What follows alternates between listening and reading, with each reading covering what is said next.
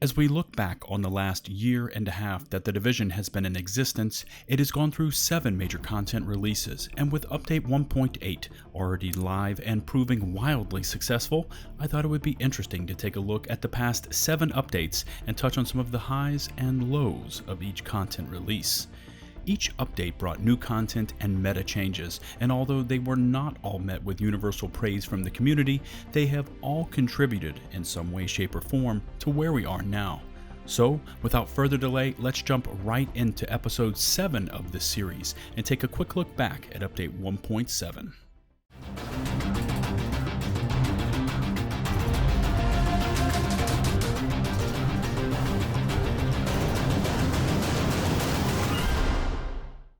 Hello fans of the division, it's LtBuzzLitebeer, and in today's video, I decided to take a trip into the past of my beloved Tom Clancy title and touch on some of the changes that update 1.7 brought to the live game.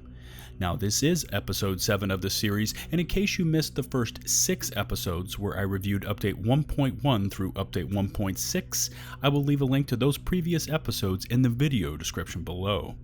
Update 1.7 went live on all platforms on August 15th, 2017, and unlike previous updates, offered no new content like Dark Zone expansions, PvP-specific game modes, or incursions.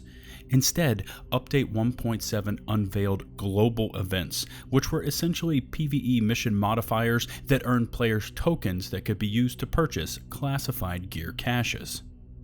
The first of these global events started simultaneously with the launch of Update 1.7 and was known as Outbreak, featuring the Cleaner faction and their specific missions. Outbreak featured enhanced headshot damage and, if activated, could introduce players to contaminated cleaners that, if allowed to get too close to players, could drain their health. Once a player did kill these contaminated cleaners, they would leave a cloud of contamination that would need to be avoided until it dissipated. Players had a choice of 3 different modifiers for each mission. With the more modifiers activated, the more tokens they could earn. Once a player had enough global event tokens, they could purchase either a standard classified cache for 900 GE tokens or 1,500 for a superior cache. The idea was to open enough caches to accumulate the 6 individual gear set pieces necessary to complete the classified gear sets being offered for that global event, with the first 3 offerings being Lone Star, Final Measure, and Deadeye. In addition to classified gear, upon completion of the global event, players could earn 3 different weapon skins and a global event specific vanity set. Tied to their overall rankings for global event tokens earned per hour was a selection of 3 face masks that were awarded upon the global event ending. Commendations and patches were introduced as part of Update 1.7, which included a multitude of challenges for agents to complete across many facets of the game for both PvP and PvE. Once a player had unlocked an achievement, it would instantly award them a commendation score, with the tallied score displaying above an agent's head. Some special commendations awarded a brand new vanity item, patches, which are displayed on the agent's right arm, replacing the default Phoenix patch. Face customization was finally introduced in this update in a newly installed interactive mirror that could be found upstairs from the special equipment vendor in the terminal. Players would now have a chance to re-customize many portions of their player's appearance from when they had first chosen and began their playthrough from rank 1. Many gameplay changes were installed as part of this update, with blueprints, currencies, and crafting materials now being shared across all characters on the same account. Consumable caches were introduced and would be available for purchase at Dark Zone vendors.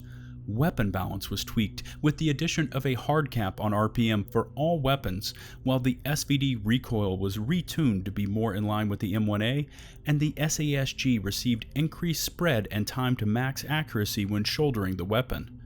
Burstfire weaponry had their RPM values adjusted in the UI to their actual RPM instead of the RPM of the burst alone. The Pecan weapon talent would now only apply the bonus mag size on reload, and the Historian would now trigger the Discipline talent if the kills were caused by the Historian explosion damage. Color tweaks were added to the loadout UI for more consistency. The stable weapon talent would now increase stability by 10%, down from 35%, and the cool-headed and determined talents would now affect cooldowns for all skills, including signature skills.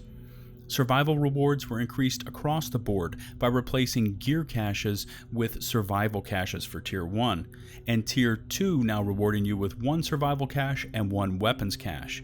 And finally, new survival scoring methods were installed for time-sensitive materials, Lone Wolf, No Man Left Behind, Allied Victory, Punisher, and Turncloak bonuses. Update 1.7 introduced a tremendous amount of gear and gear set changes, starting off with the introduction of classified gear, which added 5 and 6 piece bonuses. Classified gear set pieces have higher primary stat ranges, ranging from 1,274 to 1,401, and can be recalibrated twice instead of the one time for normal gear set pieces. First up was the Lone Star Classified, which added 50% ammo capacity and 12% additional damage for LMG or shotguns for the 5-piece bonus, while the 6-piece bonus introduced Berserker. This new gear talent had a chance to proc when a weapon had 50% of its magazine remaining, and would receive a 75% chance to receive a bonus that would activate when the final bullet was fired from the current magazine. Once activated, the magazine is instantly refilled, weapon damage is increased by 20%, and the rate of fire is also increased by 20%. The bonus is cancelled by reloading or exiting combat. The Final Measure Classified 5-piece bonus granted a player 15% additional exotic damage resilience and 15% additional protection from elites. The 6-piece bonus activated Improved Final Measure, which when a grenade is defused, the player and all group members within 30 meters gain a buff based on the grenade type that was defused.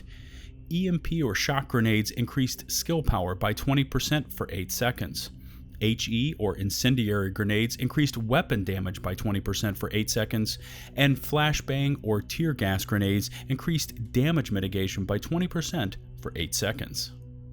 The Deadeye Classified 5-piece bonus granted a player 40% initial bullet stability and 20% additional marksman rifle critical hit damage.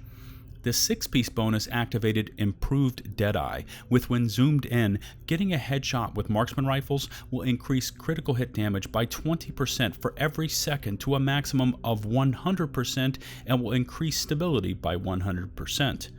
The bonus lasts for 10 seconds or until no longer zoomed in. Existing gear and gear sets also received changes, including the rework of the Ninja Bike Messenger Bag, with its new talent allowing it to slot in with any equipped gear set item to fulfill a requirement towards unlocking a gear set bonus. In addition, this new talent could unlock bonuses from multiple gear sets simultaneously, with its only limitations being that it could not unlock classified gear set bonuses. Even though not yet introduced, Update 1.7 brought several changes and updates for Striker's Battle Gear Classified gear set, with the 6-piece stacks now resetting when a player exited combat, and the Sentry's Call 6-piece bonus now having a 50% chance, up from 25%, to spread within 25 meters instead of 10 meters. Final Measure players would now no longer be able to defuse grenades when downed, and the Deadeye 4-piece bonus would now provide 50% critical hit chance when out of cover and 100% when in cover. The Defense gear set had its 3-piece bonus modified from 30% ballistic shield health to 10% damage to elites, while a new PvP modifier was added to damage applied to the shield. A player's damage to other players' shields would now be increased by 20% while in PvP. Encrypted caches were first introduced in Update 1.7 and were available for purchase at the premium vendor in the terminal and required a key to open. Encrypted caches contained unique appearance items, emotes, and skins, with unique appearance items being organized in collections that could be found in the Vanity tab. Once a collection was completed, the agent received a reward in the form of a locked Vanity set piece. Cipher keys were needed to open encrypted caches, with each key being broken into key fragments and requiring a player to loot or purchase 10 key fragments to assemble a fully functional cipher key. Skills were largely left unchanged for this update, but seeker mines were reworked so that explosion damage and airburst mod damage were both reduced by 1/3 and 2/3 respectively. Sticky bomb EMPs would no longer stagger enemies, and med kits were also modified, and that once they cleansed a status effect, they would grant a temporary 3-second invulnerability to the cleansed effect. Bugs and bug fixes were at the heart of Update 1.7, with a staggering 120 bug fixes being introduced, ranging across all facets and game modes within the division. Some of my personal favorites were players being able to sprint faster than they should by spamming the sprint button, various commendations not updating correctly, a bug where the support station would remain in the agent's hand after deploying it, and a bug where triage could be applied multiple times. My overall impressions of Update 1.7 were one of a little too little, a little too late, as many of these quality of life functions should have been in the game from day one. Commendations, face customization, and modified events, aka global events, could have been installed from launch or Update 1.1 at the latest, and could have given completionists something to chase as the game went through its previous incarnations. Classify gear brought about some interesting changes, and the ultra-specialized 5- and 6-piece bonuses gave agents new and interesting builds to attempt. The Ninja Bike Messenger Bag instantly went from the worst to best piece of exotic gear, as it allowed for so many new builds that could combine multiple gear set bonuses from many different gear sets. As a longtime proponent of the defense gear set, I was saddened to see the stealth changes installed to hinder shield users in PvP. Now, I say stealth as the changes were never in the patch notes for the PTS for Update 1.7, and they were dropped on shield users like a bombshell, with no previous notice or, as far as I can tell, no PTS testing. And now, onto the subject I know many of you have been waiting for me to personally weigh in on, and it relates to the installation of the encrypted caches at the premium vendor. This monetization system was doomed from its inception, as from as far back as January 2016, Ubisoft representatives were publicly stating that there would be no microtransactions at all, not even for vanity items. Vanity items will be sold as DLC through the regular first-party stores.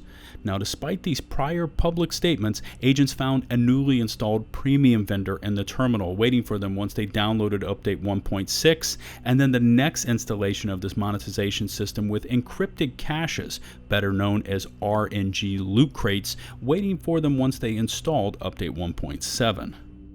I remember seeing the potential for this style of monetization system to get completely out of hand, and I joined forces with 21 Kiloton, UberTimmy, and Cal Streams as we discussed everything that could go wrong or be internally manipulated with these encrypted caches, and we started our public pushback against these RNG loot crates.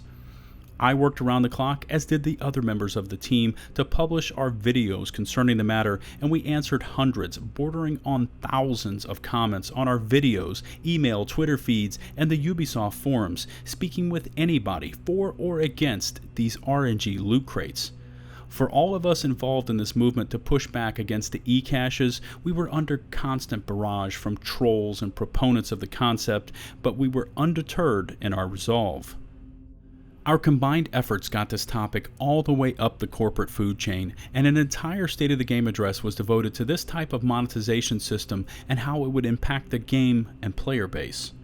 Poor Yannick must have drawn the shortest straw and was forced out in front of the camera with what I personally feel is the worst decision Massive and Ubisoft has ever made, and that they sent him out to interview and question Matt Higbee. This entire 45-minute State of the Game address provided us with untold cringeworthy moments, and once completed, there was no question in my mind that Matt was one of the biggest asshats I had ever witnessed, and that he clearly did not give two shits about the game, the player base, or gamers in general. Without carrying on further about Matt and his completely unfiltered and unprofessional behavior, I do feel that the efforts of the team were not in vain. We were able to get a confession that the key fragment drop rates were set extremely low at 3%, and that they would be changed to 20% once Update 1.7 went live. This would give players that refuse to purchase cipher keys a fighting chance to receive vanity items and not be artificially pushed towards spending money by the insanely low drop rates.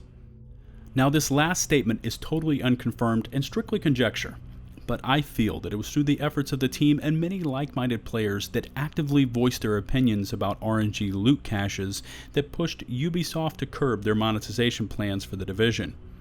Hindsight being 2020, nobody could have imagined the overall backlash from gamers all over the world against loot crates, and one only need to look in EA's direction to see just how strong that backlash can be. These days, it seems everybody is against loot boxes, but back when we were publishing our questions and concerns about this monetization system, we were seen as outcasts and publicly ridiculed for our viewpoints.